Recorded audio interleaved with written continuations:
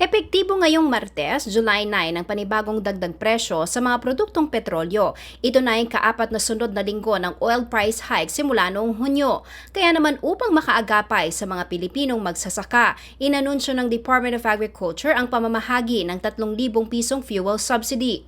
Ayon kay Assistant Secretary Arnel de Mesa, tagapagsalita ng Department of Agriculture, nasa 160,000 na magsasaka sa buong bansa ang mabibigyan ng tulong pinansyal. Hindi lang siya rice farmers, all farmers owning or renting agricultural equipment and machineries. Pero yung condition doon, dapat registered sila sa RSBSA. Nasa mahigit 510 million pesos ang pondong inilaan para sa fuel subsidy na nakatakda mo ng ipamahagi ngayong buwan.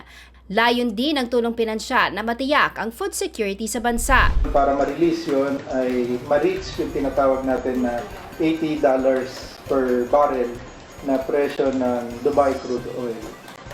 Very near na doon, within July or August. Ready na naman yung implementing guideline. Para matanggap ang one-time cash aid, ang magsasaka ay dapat nakarehistro sa Registry System for Basic Sectors of Agriculture o RSBSA at nagmamay-ari o nagrerenta ng mga makinarya sa pagsasaka. Ipamamahagi ang subsidiya sa pamamagitan ng Bureau of Agriculture and Fisheries at sa mga regional field offices nito. Sa Central Luzon, nasa mahigit 344,000 ang rehistradong magsasaka sa RSBSA.